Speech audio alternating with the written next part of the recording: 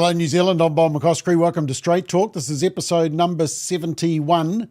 And tonight we discuss the war on school lunches, the war on woke, the war on Chris Luxon, Chris Hipkins as well, and what is the biggest concern of voters at the moment. Without further ado, though, let's meet our testosterone-laden panel tonight, because last week was, what was it? Woman of the Year or whatever we called it, International Women's Day. So we thought we'd grab some blokes tonight, all grunting and everything. And the black patch is Rodney Hyde, who is missing in action. Rodney, if you can hear us, please, we want to see you.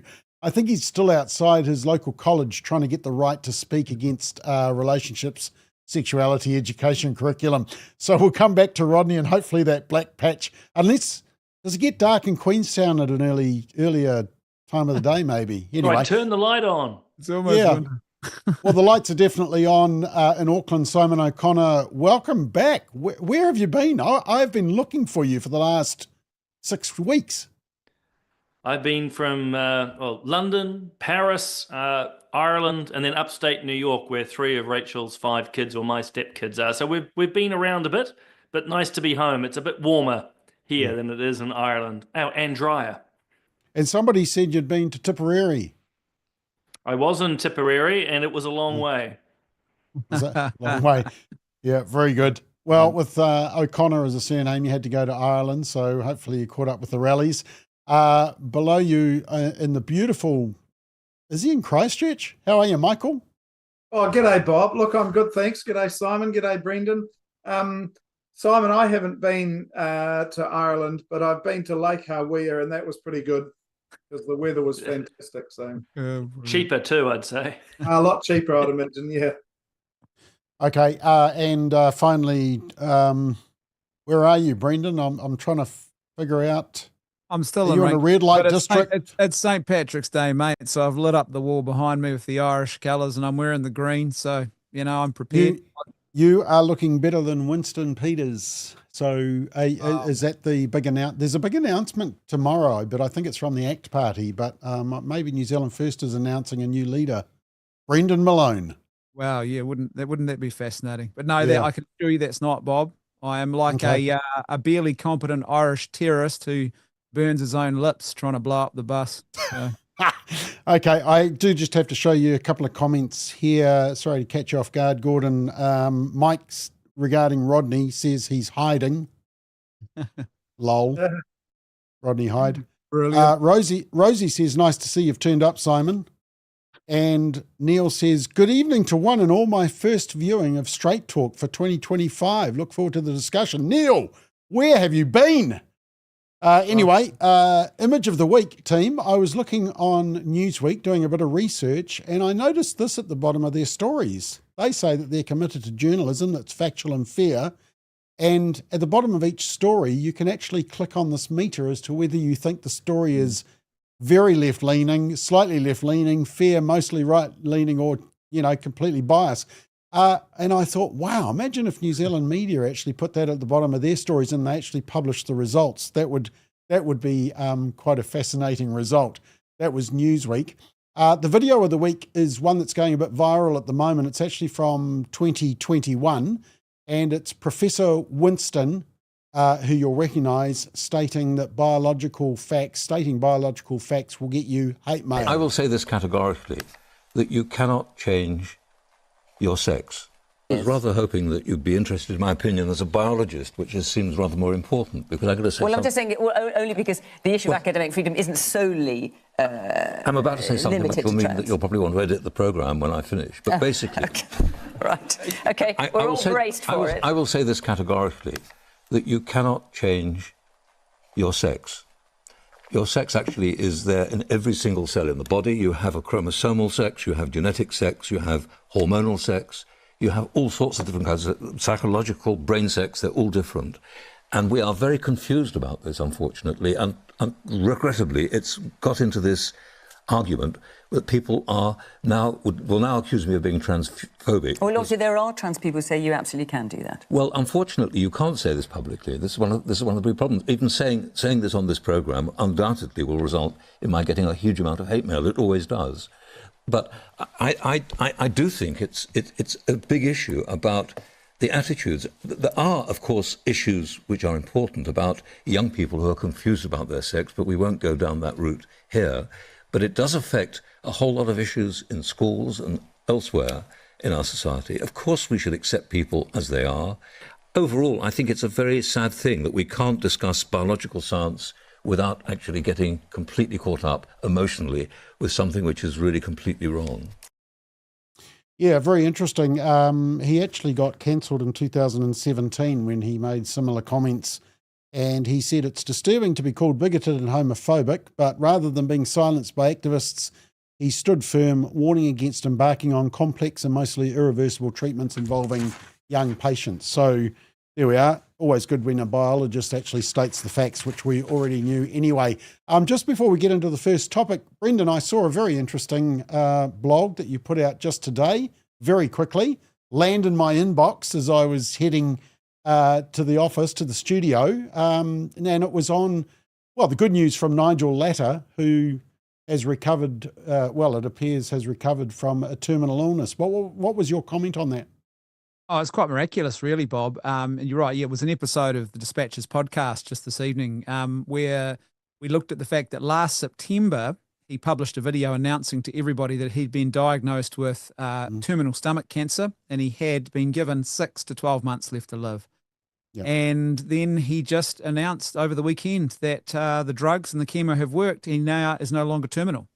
And what I highlighted was two things. Number one was in his video, he talked about the trauma of this. He said this was the most traumatic experience of his life, being told that he was going to die. And so if someone as qualified and competent as Nigel Latter, who's a psychologist who deals with the space, is so traumatized, how's your ordinary person supposed to make unpressured decisions about euthanasia? Secondly, he was well within the window for euthanasia. And if he wasn't the person he was, possibly a little less hope, a sense of, not the same resources and maybe a sense of it's all over now, potentially he could have actually been dead thanks to euthanasia in this country by now. And you realise the absolute danger of what we've done in New Zealand in a moment like that. Yeah, no, good point. Okay, right, let's get straight into it. And actually, I'm going to be annoying because I've just come back. And I haven't read Brendan's piece. It sounds amazing, but there's a third point too. And I'm sorry if you've written about this, Brendan, but of course, if he had refused the medical treatment, which he's taken to cure him, he would still be eligible for euthanasia. In other words, we are in a situation where actually refusing ordinary means or ordinary medication can still allow someone to die. So I'm sorry if I haven't read the article yet. I'm not as good as Bob. Still recovering from my holiday. Well, Simon, to be fair, it was a podcast, so even you, I think, can listen. But the one other thing as well is, and this is important, what we've got right now in New Zealand, and everyone on the panel is probably aware of this, is we've got activists who are ardently trying to increase that 6-month window to 12 months, which basically would open up euthanasia to just about any condition at that point. Yeah. Okay, well, there's the war on the vulnerable. Let's talk about the war on lunches. And of course, it's school lunches, and it's wall-to-wall media coverage every day since the term began. The latest story came out of Radio New Zealand over the weekend, and this was a Substack blogger. You're a Substack blogger, aren't you, Simon? Anyway, this is a Substack blogger, Emily Wrights, who used to write for the Spin-Off, so there's 2 red flags. But Emily spoke to a source with a family member at an unnamed school who claimed that the child opened their school lunch and a fly came out. And this is despite the fact that the meal was heated for 25 minutes in a commercial oven, then transported to schools in a specially insulated delivery box to keep them hot. And so that has got to be the super fly of the year, and probably should get an award for surviving that and coming out of that lunch. But I did want to just play you, just before you guys comment on it, and the question I want to ask you is, look, is this a media campaign beat up because it's David Seymour's project, or has the government stuffed this up? And we'll cover, do we need this program, or is there another option? But I just want to show you a couple of excerpts from Q&A. David Seymour was on with Jack Tame. Jack Tame was really going at him. One of the most interesting things I thought was that when the new government came in, the previous government, Labor, had not actually budgeted for the school lunches program of $350 million. So that was the first problem that the new government had to deal with, was this $350 million program that supposedly the left-wing government wanted, but they hadn't funded. But anyway, just have a watch of just a couple of extracts, and I think that David Seymour asked some really pertinent questions towards the end. If you look at what's actually happened, we've adopted a system that was unsustainable. Budgets are made in 4-year cycles. Labor's budget, as they went out of government, did not have any money for the school lunch program in 2025, 2026 or any year subsequent. So the first thing we needed to do was find $340 million, either extra tax, cut spending $340 million elsewhere, or find a way to do this more efficiently. What we've done is we've basically halved the cost by doing it more efficiently. It's absolutely true that I campaigned against this policy. I don't think, as far as ACT's concerned, that it should exist, but I'm now in a coalition with 2 other parties who do want it to continue. We had a school last week that made a big song and dance about they're pulling out. They made the announcement on their social media. They got overwhelmed by parents and students saying, no, don't do this, we want the lunches. And guess what? On Monday they're going to be receiving them again. So, I think part of this whole saga is that it's shown the way that people decide to jump on every little detail of the largest food delivery program in New Zealand history, when in reality there's a whole lot of people who say we enjoy these meals. Many people say they're better than what we had last year, when they're getting on-time delivery, when the quality is improving, especially as we get rid of the wrinkle that's caused most of the problems. So it's actually a positive story.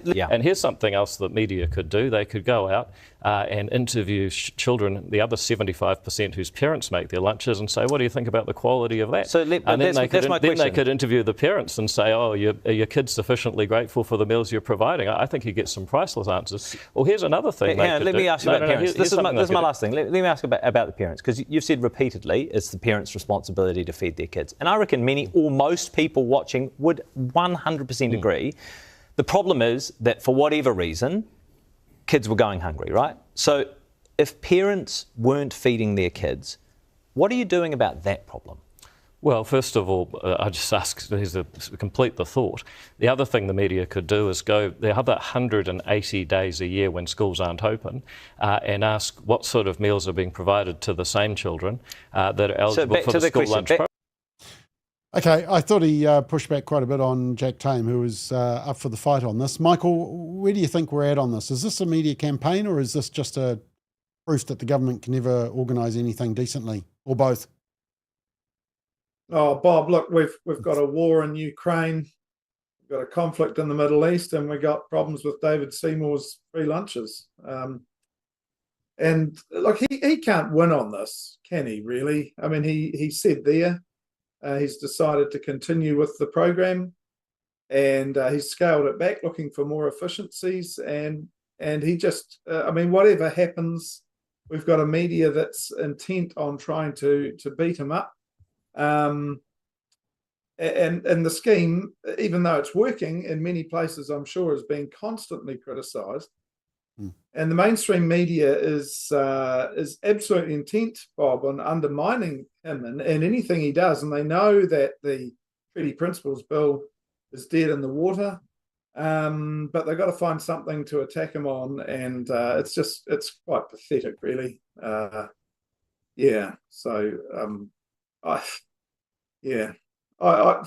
what do you do? I mean, it's a parent's responsibility, he's right. And for almost 150 years of state schooling in this country, parents have been supplying lunches. So it's only really in the last year or two of the Labor administration that we actually had this. And although there was milk in schools until 1967, but nothing on this scale. And I just think that the mainstream legacy media is looking for anything to beat him up on. And but let's put it into perspective. There's much more significant issues going on, but the media keeps banging the drum. Okay, Brendan, do you agree with that, or is this government stuff up? I'm kind of frustrated, and I actually quite like Jack Tame's final question there, because I think that's the real question. What the heck is the principle underlying this? And I'm so frustrated that we're having this constant conversation about, are the lunches good enough? And we're not actually having the key question explored, why are parents in such a financial situation that the state has to step in a non-emergency context? Like if there's a natural disaster, we expect the state to step in temporarily, but to be feeding children, something is economically deficient in our country. I'll give you an example, like from our own personal experience. Our eldest daughter is about to start her nursing training, and we have a desperate shortage of nurses in this country. We really do need them. And our family, what are we going to do? She's staying at home so she can get through that process of study and then contribute back into our country in a way that's really key and important. We're going to nurture her, care for her, make sure she's supported to be the best nurse she can be. But in a couple of months' time, the Working for Families tax credit just disappears. And despite the fact that my wife has taken on extra part-time hours in the last couple of weeks, we're now going to be worse off than what we were before. There is something seriously economically deficient. We're not nurturing families. And this is a really serious sign, I think, of a problem that's not going to go away. And as the population crisis hits, less young people coming through to pay the tax bill, we're not going to be able to afford a lot of this. So we've really got to get a head around, I think, something much bigger and more meaningful when it comes to a vision for economics that is really built on the back of stable and strong families who are not simply given the responsibility. We talk about it like, oh, it's the parents' responsibility. I would say it's the parents' privilege to be able to do this. And why are they being robbed of that privilege? Like something's economically not right if they can't actually have the privilege of just feeding their own kids, which most parents, I think, would want to do if they could. Brendan, you need to move to Hungary because I don't know if you saw, but they've just passed a tax which means that one-child mothers are exempt from income tax until they're 30, but women with 2 or more children, like your wife, no income tax for life. I know. You also get a subsidy towards a people mover if you have 5 or more kids. And there's also a number of other, there's mortgage help, and there's also interest-free loans because they're trying to increase their fertility rate. Yeah, I mean that marginal tax rate. Bob, I think I've just found Luxon's replacement then. So Orban, when you're free, feel free to come around again. Yeah, I'm sure the media would love him as well. Simon, when you were in government for the last 6 years of your time, you were in the opposition. But before that, was there any support by National for this program in a more targeted way? It was much more the more targeted way. I mean, conceptually, the centre-right and National's part of that, supposedly, is very much about, parental responsibility. It's part of that social contract. It's part of the social contract, actually. You expect the state to step in at some points, but generally it's up to families to support themselves. Targeted was important. I think there was actually fruit and milk in schools. I think John Key, the government at the time, did something around that space, but very much targeted. What we've seen is an increase in expansion. And actually, it's still a problem with the current program. So your earlier question of whether this is a media beat-up or a government problem, it's actually a bit of column A and a bit of column B, because the government is still trying to feed a whole lot of children. And, if you even step back from all these supposedly scurrilous stories, at the end of the day, your taxpayer money is funding lunches that are or are not eaten. And so there's an enormous amount of waste here. So if you, as a parent, and in our case as foster parents, we provide food, there's still a meal at our foster kids' school, as with many others, it then just goes to waste. So regardless, I'm not trying to pick on Seymour here. I think he's holding his ground quite well, but there's enormous government waste. It's a double up, but it is a media beat up. They've found a chink in the armor.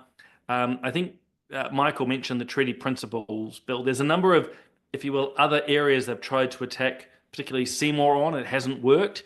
This one, they're finding that chink and they're going for it. It's easy emotional targeting, and they just carry on. But there is a weakness in what the government's doing. It's a little bit Labour light in a sense. Yeah. Well, it's also hard too, isn't it, Simon, in the fact that as we heard there, that Seymour has initially said no, he didn't support this in principle, and now he's right behind it. It makes him look like he doesn't really have a principled sort of backbone. Well, the opposition were trying to say that he was deliberately killing the program. He was making it deliver bad because of the fact that it would get rid of the program. But I don't think it does. I think it's the Achilles heel of the government at the moment, and it's the one that the media are putting all the oxygen into it. Sorry, Simon, I interrupted you.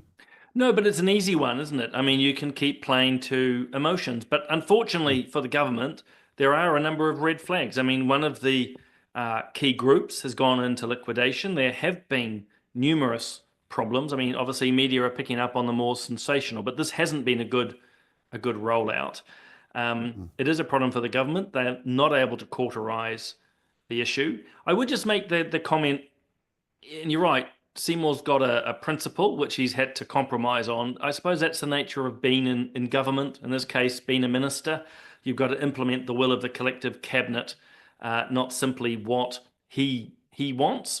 You know, the corollary to that is he wants the treaty principles bill that's been rammed through, regardless of what everyone else thinks. So that's the give and take of this MMP environment. But I just return to what I said at the start before we welcome the indomitable and indefatigable Rodney Hyde.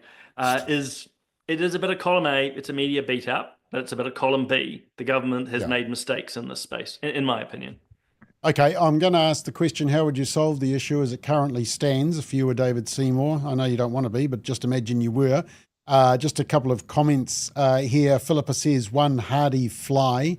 Lol. I mean, that fly does deserve an award for surviving the oven and the plastic for 25 minutes. Dean says, New Zealand, the only country that shuts down for lunch even when it's not delivered. Nicole says, I wonder if people in third world countries who are actually starving see our daily reports on these awful free lunches and think we're crazy.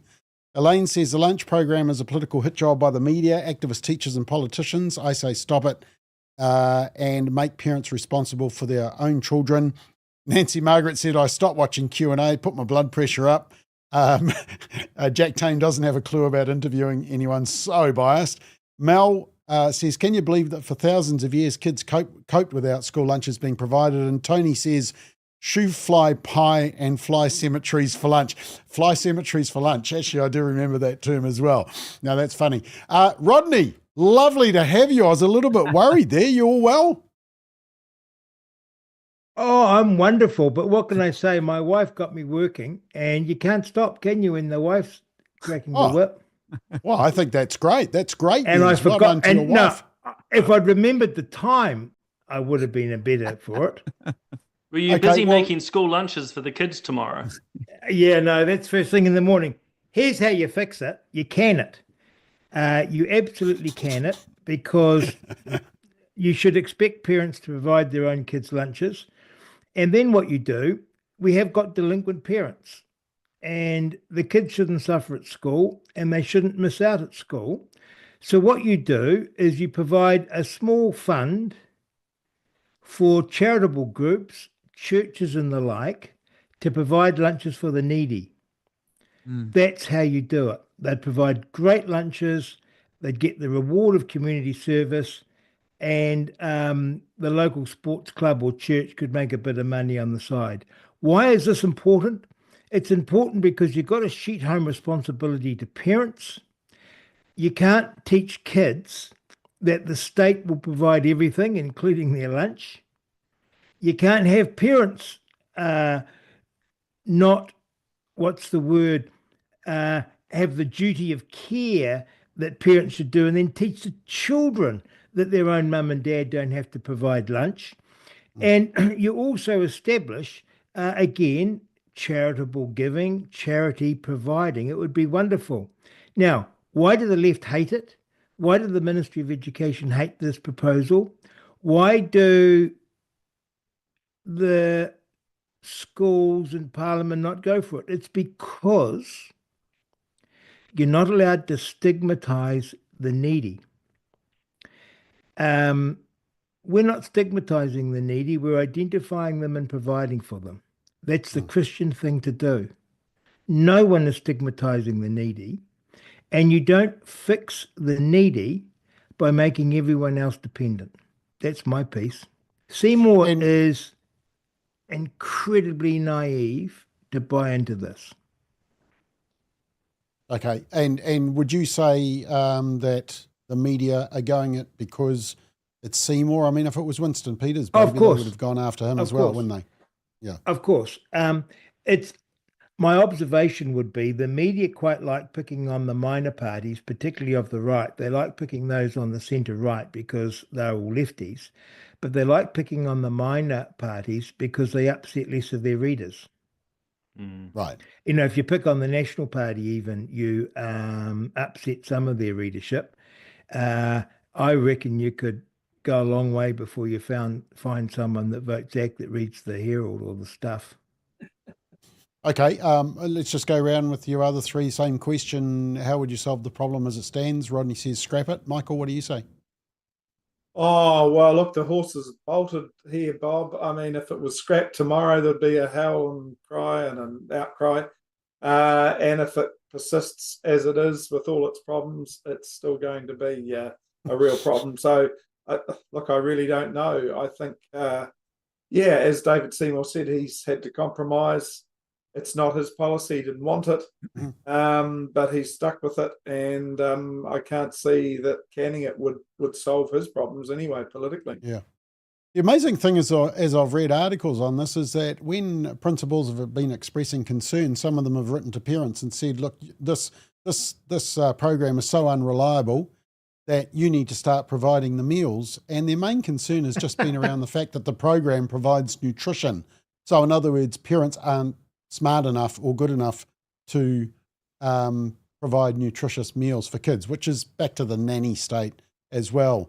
Brendan, what say you? Do we scrap the program or fix it somehow? Yeah, I'm in agreement with, I think Rodney has really hit the nail on the head. I think in regards to something Simon was talking about before, this is the problem with the so-called social contract of liberalism, is that it turns the state into the go-between and it inserts itself between our relationships and the community and the family where it should not be. So in this case, I think we need to recover some authentic conservative principles. One of those is subsidiarity. Let families be empowered to care for their own. And the other one is subsidium. The higher authority, which is the government, not only should they not be interfering, they should empower parents economically to be able to feed their own kids. So what they're doing at the moment is they're actually doing the worst thing you can do. They are robbing parents of their ability to actually be parents, and they are not actually, they're taking off them an essential parental role. And it just makes them vulnerable. It's not helping anybody at all. The way I'd go about it, though, is I'd say, look, okay, we have heard that there might be some concerns, so we're going to launch an audit, and we're going to audit, in fact, waste on this as well. And I think if you could come back with a report indicating that this is actually being given to people who don't actually need this, then all of a sudden that completely rewrites the script, and it probably gives you the public mandate just to say, right, you know. But I think the key thing is they need to get, this is Rodney's point, I think, they need to get clear on their principles here. This is just this pure pragmatism with no principles underpinning it. It's not actually authentic pragmatism at all. And I think they need to get really clear on what is the purpose of government? What does it mean to have a healthy, flourishing society? How do we empower families and not have the state inserting itself where it doesn't belong? Simon, important question. Can you spell subsidium? I can. No, more do you want me to do it now? Yeah, Siri, how do I spell subsidium? Yeah, quickly. Yeah. No, SUBSIDIUM. Very good. That was those Latin classes at school, wasn't it? Well, have you Googled it to check me? Yeah. Do we scrap it or do we target it? Look, we should scrap it. In fact, if you're looking across the Western world now, what we are seeing, you mentioned Hungary earlier, you can look at America, you can look at Italy, Argentina, and other places. People are crying out for leadership based on good principles, and actually the voting public will respond. It's one of the fundamental problems in New Zealand and other countries at the moment. There isn't leadership. There's a sort of a fear driven by mainstream media and polling companies. I would 99% agree with what Rodney's said. I just add one thing, which is the 1%, which is when support is needed, you send the social workers out. I'm quite influenced by a charity that I support, or Rach and I support here. So I'm hesitating whether I name them or not. Long and short, they support the families in need. But when a child comes to school without food, you feed them. That's the absolute moral response, but it's also a call for help. And that's what this charity does, along with the police and others. I better be clear to viewers, the police aren't going to arrest, they're there to help support. And a whole lot of social agencies. In other words, when a child's not being fed, the response is not simply to feed them, but to go, this family needs support and help. And I think that's what we need to wrap around, and not just keep throwing money at this and ultimately doing very little. Yeah, Bob, I just want to come in there.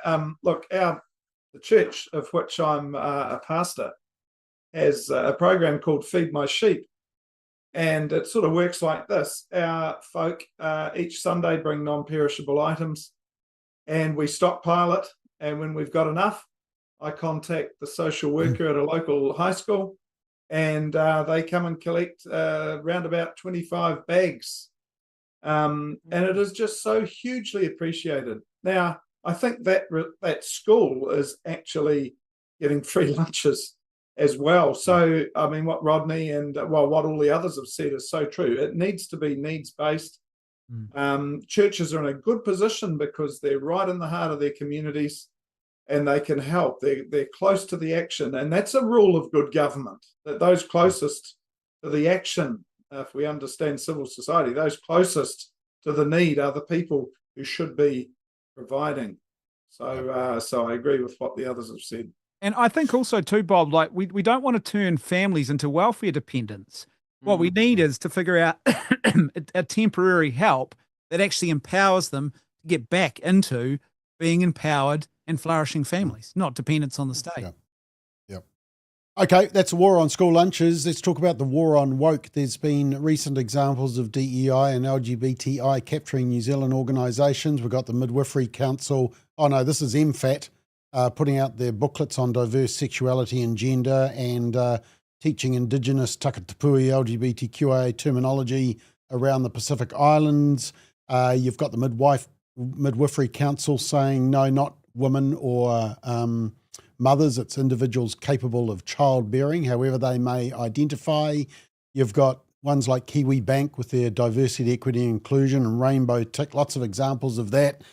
You've also got Auckland University making international students do a compulsory Treaty of Waitangi course and paying thousands for it. You've got the New Zealand Psychologists Board who are instructed to challenge colonisation and respond to patients' colour, race, sexuality and socio-economic status. You've got the Chinese Medical Council requiring practitioners to embed bicultural principles.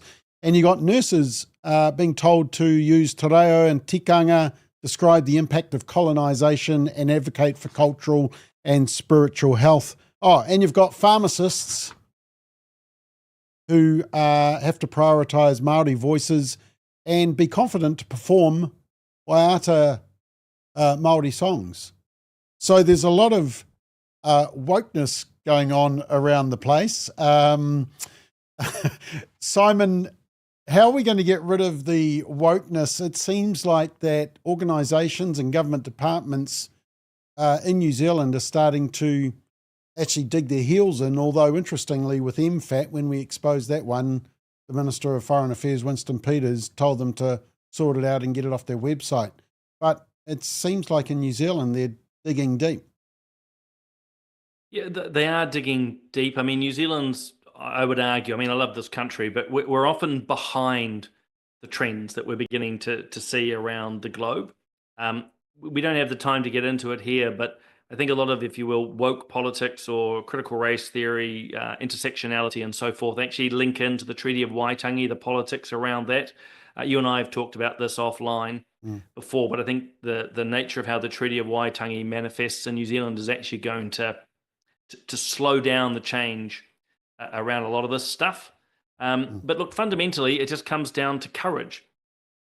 If you look around the world, it's people who stand up and say, enough's enough. I've just sat down with a woman today, as you know, Melinda from Collective Shout. She's an Australian who speaks out against the sexualisation and objectivity of women in Australia, and they're making real changes. They are stopping a whole lot of brands who basically use pornography to promote their products. Long and short, she stood up with a lot of courage along with others. Sal Grover is another example, for example, J.K. Rowling. I mean, you can list off the names, and maybe I'm taking too much time here. It's courage. We need more people to stand up and say, we've had enough.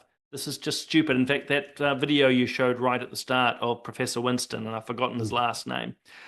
We need more of that. Robert Winston. And that's, I've forgotten his last name. I'm sorry, Bob. But, that's that sort of courage which does actually begin to change the narrative.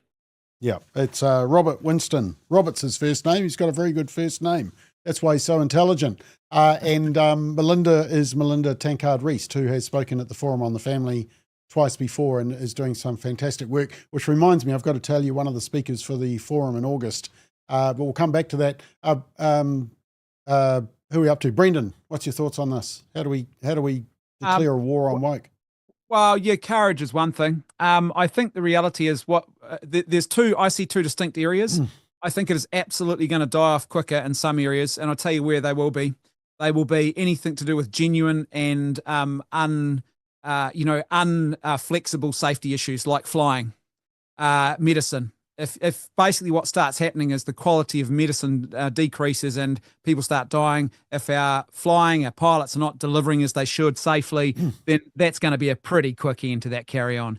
There are other areas, though, you might call the soft sciences, and where the bureaucrats have a bit more control, and I'd say it'll die a lot harder death. The bureaucratic managerial state, they will cling on for grim life to this thing. And I think what is required is, like Simon's talked about courage. I think I'm a big fan of Alexander Solzhenitsyn's principle of live not by lies.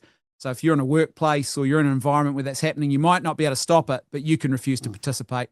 And if enough people refuse to live the lie, then there's a fireball created basically at that point. And I think parents, don't be afraid to tackle it, because they're preaching to your kids. They're offering them this gospel. So actually offer them something of substance that is good and true, so that your kids, like I've noticed with our kids, they grapple with it. They're a lot more ruthless than I am in taking it on and laughing at it. But that's because they've had a sense of an authentic philosophy before they actually have had to confront it head on. Yeah, Michael, I quoted in quite a few examples, but as we were discussing before we came on air, it is everywhere, isn't it? Oh, look, it's ubiquitous, Bob. It's, Marxist intersectionality has its roots back into the 60s with some of the radical Frankfurt School Marxists who took up residence in the US, many of them fleeing the Nazi oppression in Europe. And it's just gained huge momentum. It's gone right through the universities. And as has been said, many academics, in fact, there was an academic in today's The Target Daily Times who's telling us that woke is good because it's all about equity and social justice. And so our universities are a real problem with this. And of course, they're teaching the next generation. And I agree totally with what Simon said. We need courage. We need principled leadership.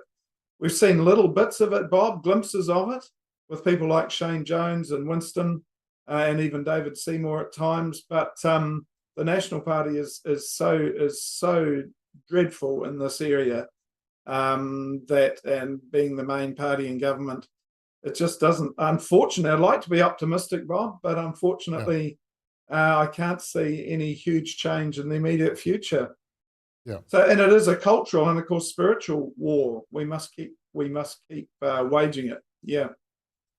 And Rodney, I know you're passionate about this because I know you've really taken up the fight, even in your local area, on some of these issues and the ramming down of sexuality and gender. In fact, just a recent example, wasn't there? Yeah, I'm struggling to think what it was. Oh, the masking my daughter. Yeah. Yeah, no, the school. And they do this right through the schools now. You'll be shocked. Private companies that have been set up under the ministry run an online survey for, well-being. Yeah. And so my 13-year-old girl was sat down without my consent and asked a whole lot of private and intimate questions by a company that didn't exist a couple of years ago, including questions such as, have you had sex yet? She's 13. Mm. You might be shocked and think, oh, gosh, that's terrible. That's every school. Yeah. People don't know. Yeah, I think it used to be called the HEADS program, HEADS. It's based on that. Or something like that, yeah. It's built off that. They now rolled it out to every school, every kid. But I think the key is that you're what are you pushing doing back. asking a 13-year-old girl whether she's had sex yet? Mm. Yep.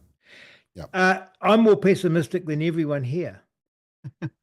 And I think you also need to not just understand where it's come from philosophically with the Frankfurt School, but the extraordinarily clever way with which these activists have been able to take over organisations. It's unbelievably clever, and I've witnessed it firsthand around the cabinet table.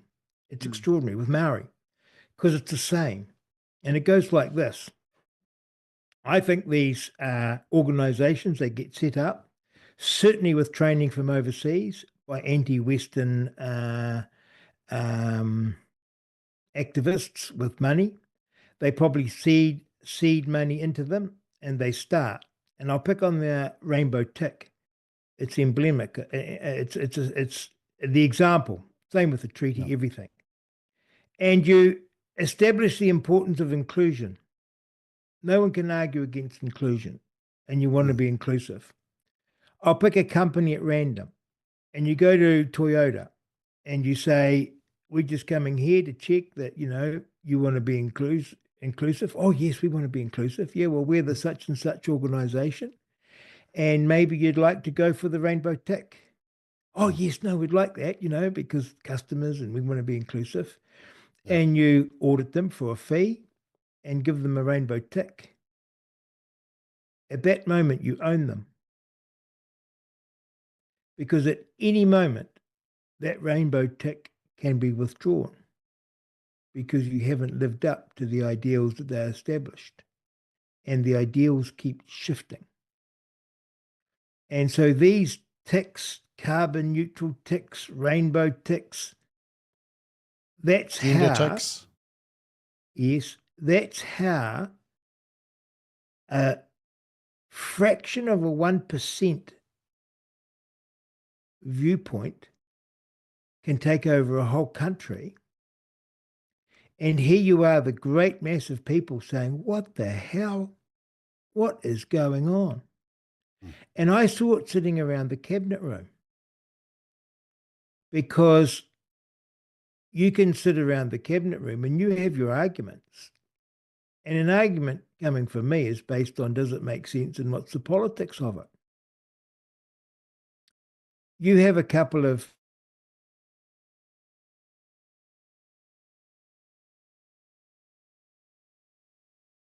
Oh, is he frozen? That was going to be the best insight of the night. I've cut him off. He was about to reveal state secrets. Yes, I said no more. He's been taken out. Take him out, right? I knew they were watching. Okay, we'll come back to him. Okay, let's keep going. Next, gosh, he's a real entertainer. I actually think his wife might have told him to get back in the kitchen and finish the dishes. Anyway, let's move on. And the question is, if not Christopher Luxon, because a lot of people say, well, he's not up to the job, then who? The real question is, who's going to replace him, and is it better the devil you know than the devil you don't know? The reason that there's a whole lot of noise around this is because he is now, according to this one poll, Courier, he is less popular than Hipkins, which is, to be less popular than Hipkins, I guess, is the ultimate insult. But I thought the most interesting graph was this one. And what it does is it shows the favourability of a Prime Minister in their first term. Now, you've got Helen Clark there, John Key, Jacinda Ardern, all in the positives, but that's Luxon down the bottom there, below the line. So he is, he's not performing well, and yet he's carried out what he said he would do before the election. And the real question is, if not Luxon, then who? So if Michael, if Luxon goes, then who? Oh, Bob, look, I think people like Simon and Rodney are probably better to comment on this. They know the inside intel. But look, to a layperson, somebody said if Simeon Brown could grow a whisker, he might, which is very unkind. But, he's proven himself a competent minister. He's out there. He's obviously trusted by Christopher Luxon, and he's picked up some pretty key portfolios. I think he's one to watch, certainly. I don't know about immediately, but this is why Christopher Hipkins is going well. It's not because he's done anything. I don't think Labor's announced any substantive policy at all. But, of course, Christopher Luxon is just such a non-performer, especially in the areas. And many Conservatives, of course, voted for him, wanting change. But he is just, he really bears out what Chesterton said, if you stand for nothing, you fall for anything. And he's just scared of the wokists. But whatever he does, if he tries to sort of maintain this neutral line, then he gets criticised by the leftists. And if he moved towards a more conservative stance, then the leftists would even get more upset. So I just think he's not a man of any principled leadership in these areas, and so disappointing, Bob. But I think, yeah, Simeon Brown. I mean, people have floated Judith Collins again. Wow. Well, her name has been mentioned. And look, I as I say, I defer to people like Simon who know the National Caucus so much better, or at least the immediate past, perhaps not the current lineup. But yeah, I really don't know, Bob, to be honest. I think Shane Jones has been a good performer mostly.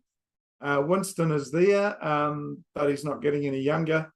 So yeah, who will it be? I really don't know, Bob, to be honest. Okay. Simon, I mean, what do you think the general psyche is at the moment? I mean, people saying they don't like Luxon. He's not showing that well in the polls, but there's nobody there, is there?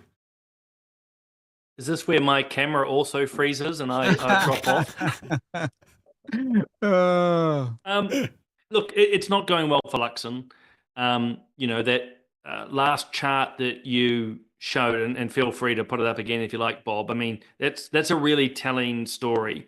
And look, we can sit here and debate and argue whether or not it's the mainstream media and others that have affected it, but the reality is the man's not popular. I'm not going to be as academic or as articulate as Michael. I'm going to quote Zach Brannigan from Futurama, who says, "What makes a man go neutral? Lust for gold, power, or born with a heart full of neutrality?" So again, not as auspicious, but this is part of the problem. There isn't that leadership and direction, and National's paying for it now. What's probably holding the leadership is that the party won't know what to do. Any politician knows, and I'm happy to be debated on this with Rodney, but changing your leader is a major call. People like to see unity. So at the moment, what's holding Luxon in position is the MPs don't know what to do, and they're worried about the consequences. I do think there are replacements. It's probably not the names that have been mentioned, I'm sad to say, but National's toxic culture has not changed. The same troublemakers who have vied for power in the past are still there. They still have their ambitions. They will roll Luxon in a heartbeat if it suits them. The time's not quite right, but they're still there. And so that's the reality that's being faced. So, yeah, there are those that we might like, but that's not where the party's going to go, I'm afraid. But I think Luxon's on borrowed time unless the narrative changes very, very soon. Brendan, is Luxon the best there? I mean, is it better the devil you know than the one you don't? Not calling him the devil, of course, but just, No. And can I pick up on a point that I think Simon's alluding to, but I'm certainly quite comfortable with being a lot more strong about, is the fact that there's a deeper problem here, because it's not just Luxon. There is a core group behind him. I'm thinking of Bishop and Willis and co, who are also proving that they are not up to the task either. So the whole front line looks woefully deficient. Secondly, I would in a heartbeat, and look, I'm sure I'm biased, I've got no problem here, I'd have Simeon Brown, but only under one condition, that people like Paula Bennett and co just get the hell out of the kitchen, basically. And what you've got to do is you've got to let someone with some real chutzpah actually run the party, govern without the Liberal wing interfering. Because it's no good getting a really good candidate if their hands are tied by a regime behind them that's actually restricting everything. And clearly this regime's not up to the task. And so, in my humble opinion, I think they've really got to address that issue. And the fact that they went with Luxon points to something here, that there's a lack of vision and a lack of understanding about the current cultural times we are living in. I think they thought they were going to try John Key 2.0, but this is not the John Key moment. That's gone. That's been and gone. This is a very different moment, and that's why they're struggling so badly. And a lot of us predicted this well before he even got elected. I think people were holding their nose and voting for Luxon rather than saying, yes, I'm really excited about this. They desperately wanted change and they had no other option. So that's the way they went. Okay, I'm just Googling, what was that word you said? Chutzpah. Chutzpah. C-H-U-T-Z-P-A-A. There we are. Hebrew. Can you spell that one, Simon? God, Bob. Okay. C-H-I-T, isn't it? P-U-Z-A-H. C-H-T-Z-U-P-H. You've got to say that one right, or it comes across really badly. Yeah. Anyway, Rodney, did you leave the iron on and it was sitting on your wife's favourite outfit or something? You disappeared really suddenly. Almost. My wife must have rescued it because I'm back. By the way, I feel they're picking on you. Pepitoe High, was it, Bob? It was. And you know who came out of Pepitoe High? Georgina Beyer, Phil Goff, Ricky Herbert, who was a famous soccer player. Just because you don't know Latin and you don't know Hebrew. I did Latin. in Form 3, but Moa Masamat, that was it for me. Luxon's gone. It doesn't matter. If they keep with him, they'll lose the next election. And that'll become evident. It's also unfortunate that there's nothing now that he can do to win it back, because there's that saying in politics that the phone is off the hook or no one's answering, because people have made their mind up about him. So what will happen is Nationals looking at the polling, they're starting to panic. And as it gets closer to the next election, they'll panic more. We would like to see an MP emerge who's got conservative values. That would be wonderful. But actual fact, it would be quite good just to have an MP emerge as leader that could win the next election. Now, that would be someone with some principles and half conservative. I'd settle for that, actually. Yeah. And they're always there. And I agree with Simon. The next leader you don't know. I don't know either. But they're in the backbench, working away, building good relationships with their colleagues, working their electorate hard to secure their place, working the party membership, and they will emerge. They're always there. Every political party has them. And funnily enough, the hot shots that you see in the media, they're not it. I also think that the National Party needs to decide what it is and what it stands for. And I think that's going to be pushed upon them by world events, because parties are now standing for stuff, conservative parties, free market parties, and they're winning. They're doing extremely well. National Party people are going to be mindful of that. And they need to decide, well, are we for a market economy? Are we conservative? And the answer to both of those is yes.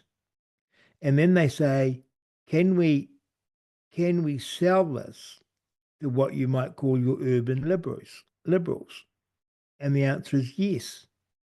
But you don't sell it to the urban liberals by turning up to the gay parade and making a spectacle of yourself. That's my bit. Okay, well, the reason I said better the devil you know than the one you don't is because, and this is our final topic, is Chris Hipkins was on Q&A last weekend, the one before, and he said he would go into coalition with Te Pāti Māori, but he would rule out New Zealand first because Winston is against identity politics, and apparently that's what Labor wants to campaign on. Have a watch. Is coalition or support party arrangements, are they a reality under MMP? Yes, of course they are. Sure. Could we work with the Greens? Yes. Can we work with Te Pāti Māori? Yes, we can. Is that your preference, though, for a Labor Green Te Pāti Māori coalition? Oh, I think the closest working relationship we've got at the moment is with the Green Party. The relationship we have with Te Pāti Māori is an evolving one. Could you appoint their MPs as ministers? In terms of the Greens? No, the Te Pāti Māori. Oh, I think that's still, we're still a way off having to even make judgments on that. Would you work with Winston Peters?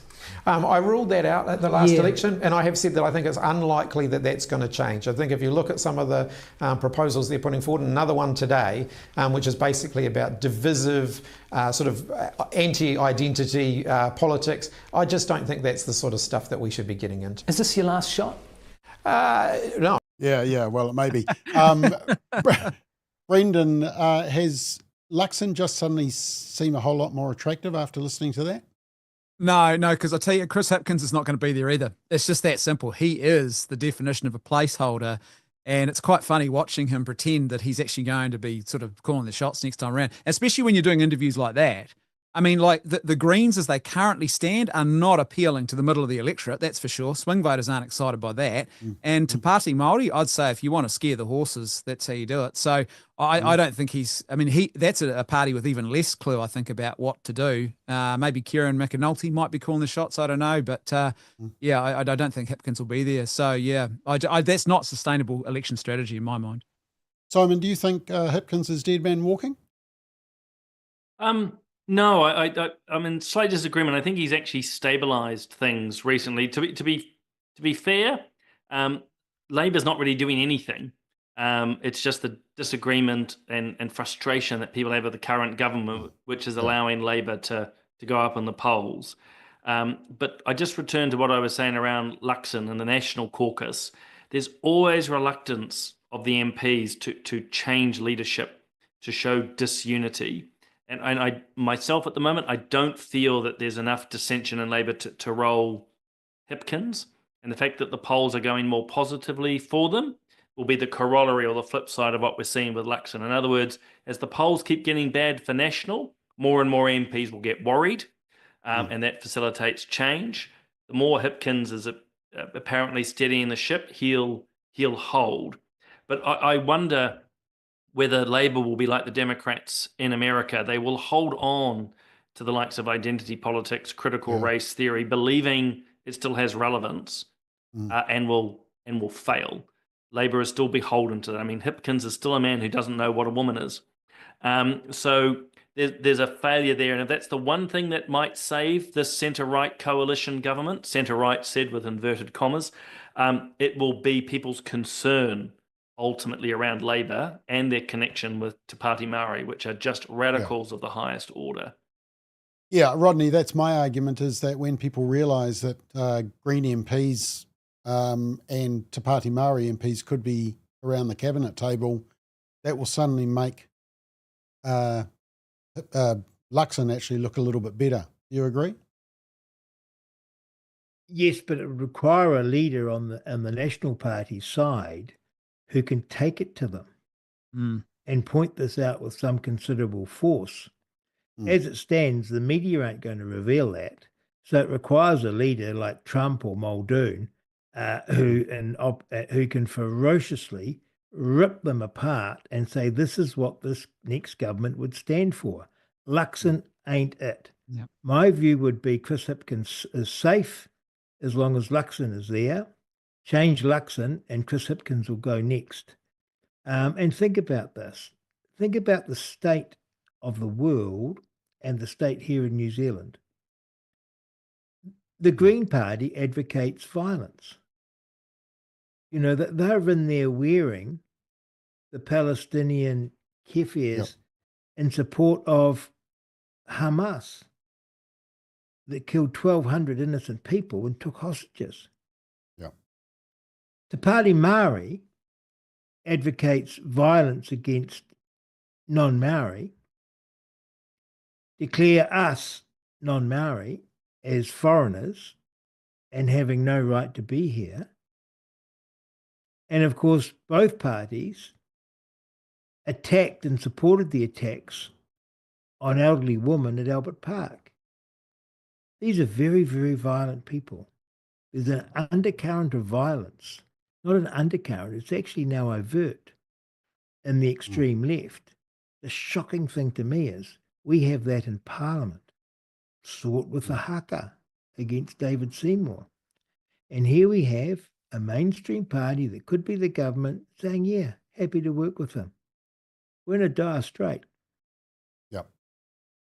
Okay, I've got one more quick question just to finish with. Just before I do, though, just a quick advertisement. And we have announced 2 speakers for our Forum on the Family, which is at the end of August. And so we just want to tease these with you.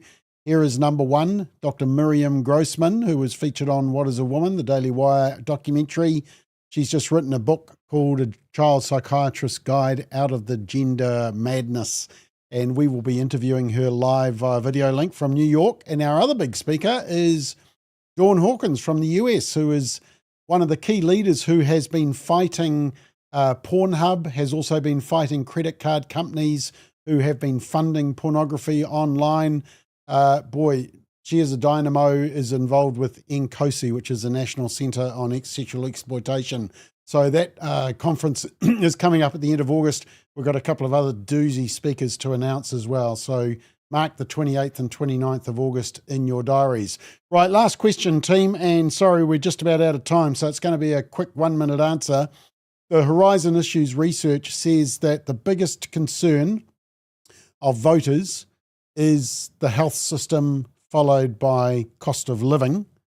And if you break it into ages, you'll see that for the under 35s and the 35 to 54-year-olds, it's the cost of living. But for the 55 pluses, which is all you guys, not me, it's the improving the health system. You're all worried about your elderly health access. My question, and the other graph I just wanted to show you was this one. Those yellow lines right down there, 15%, that's climate change concern. Then down to 23, racial harmony, so that's the whole treaty issue. And then right down the bottom there, number 36, 13% interest is LGBTQIA plus rights. So that sort of puts it in perspective, doesn't it, Rodney? So the question is, where do you guys stand on this graph? What is your biggest concern that you want the government to really spend time focusing on? My one is the government needs to figure out the definition of a woman. What's yours, Rodney? It's interesting, isn't it? My one isn't a policy issue. My one is who we are as a people. And I want a leader that can bring us together and celebrate our heritage and be proud of New Zealand, proud of what we've achieved, proud of who we are. We had that not so long ago. It's easy to bring back because we have a wonderful history. And I don't think any nation can succeed unless they're proud of themselves and proud of their country. That's what I want. So question for you, Rodney. Do you think David Seymour is doing that? No. He's great, right? But he's a policy wonk. To me, what we face is a cultural, spiritual thing. Yeah. Well, he's socially liberal, so that's his biggest obstacle. Okay, great answer. Simon, what's your list? I actually tend to agree. I'm going to answer this in two ways. I tend to agree with where the numbers are coming in. I think probably cost of living is actually first. Health is certainly a major concern. So that's sort of the dry, if you will, academic response. But I'd actually echo in a second level what Rodney said, and it's the paradox of those three issues. You mentioned treaty, LGBTI, and climate change. They're not the issues themselves, but New Zealand is a very divided country. It's the result of a lot of the philosophies we've been talking about tonight. I would certainly argue it was through the last Labour government which has deliberately divided us as a country based on our culture, our ethnicity, our race, our sexuality, you name it.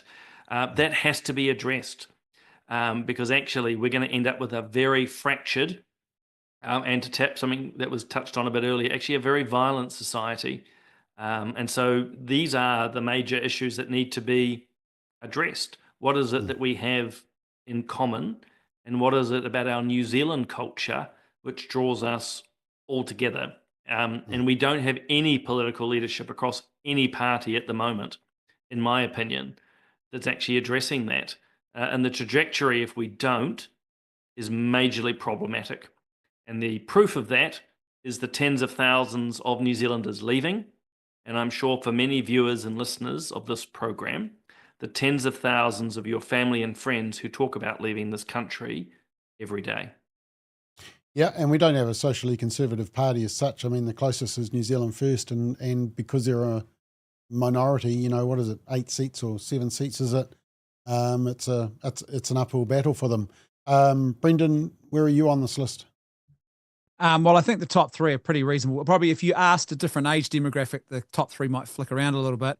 The reality is, and I think we need to face this, and this is my concern. I'm actually going to cover this on a podcast episode soon, actually. But what will happen is I guarantee you the healthcare is going to be number one priority.